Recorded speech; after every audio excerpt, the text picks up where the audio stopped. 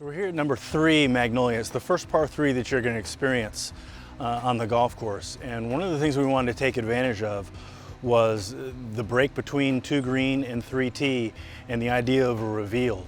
So as you come off a 2 green and that greens complex set really low to the ground, we wanted to take advantage of this reveal. So as you kind of come around the corner and experience the first par 3, you kind of come up and see a completely different look from what you saw on 2. Hole 2 had a layered approach to the bunkers, and here on 3, there's a bit of a splash. We've removed the cart path and actually removed turf in some shady areas that were giving Tyson and Chris some agronomic problems. So I think we really alleviated 2 problems. One was cart path and the idea of removing that cart path and introducing a little bit more of a natural feature, and then taking out area where they really had difficulty growing quality turf grass and converting that cart path into a waste area, and then replanting those islands with something that's going to grow a little bit better in the shade and not have to be hyper manicured.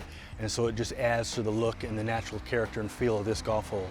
And so the presentation of this first par 3, hole number 3, in our minds would then be very different from the 3 par 3s you're going to experience after this. So we wanted to marry the look of the golf hole also with how it plays. So one of the things we were thinking of throughout this entire renovation was how people can access the greens. And while we're introducing a fronting feature to this golf hole, we also want to provide avenues around it. So obviously if you're playing from the back tees, you can carry this feature, but the farther forward you move on this tee complex, the angle changes and shifts. And so from these forward tees, you now get the option to play the ball on the ground into this green complex. So I'm approaching this forward tee, and someone could literally take a putter from this forward tee and run the ball onto the green. And one of the other things that we were considering with this feature is what it shows and what it doesn't show. And I think what you see is the dangerous play there on the right. If you can take on this feature over here, the green surrounds on the left side of the green are much more subtle, much more subdued than on the right side. So if you're brave enough to kind of take on the challenge of this waste bunker and you don't hit the green, you're rewarded with a recovery shot that is much less challenging, much less daunting than a recovery shot here on the right. Again, there's always this option to play the ball on the ground, walking around with a putter. You can work the ball up and onto the green. And obviously you can use the putter, the 7-iron, a hybrid even if you want. And you can use these contours to access different pin locations. We also wanted to put a lot of detail into these greens complexes. So there are a lot of little micro contours, little humps and bumps. A very flat surface here. So if you just miss the green by 6, 8, 10 feet, you're okay. But then you have these micro contours here that may shed the ball, away from the green.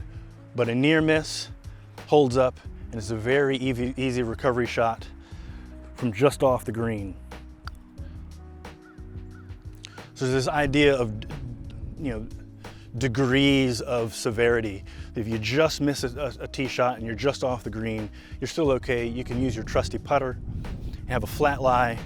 The farther you get offline, then that same contour that was holding you up is now an obstacle that you need to play over, play on, and play through to get your recovery.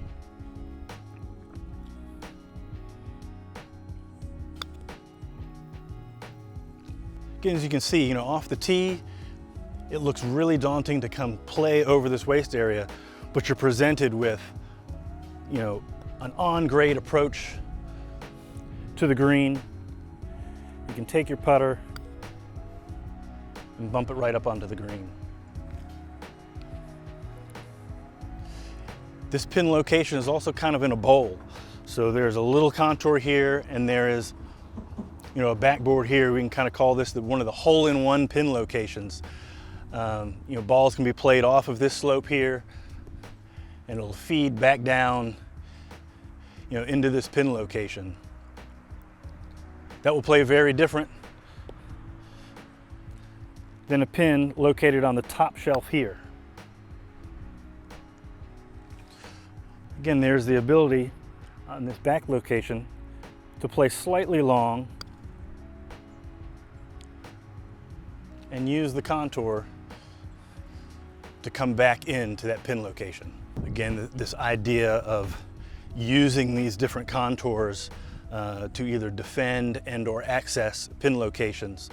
You know, this contour that sets up and kind of defends this top right pin location, there is a little shelf there on the right, so you can play slightly to the right of a back left pin and use that slope to feed the ball back down into that pin location.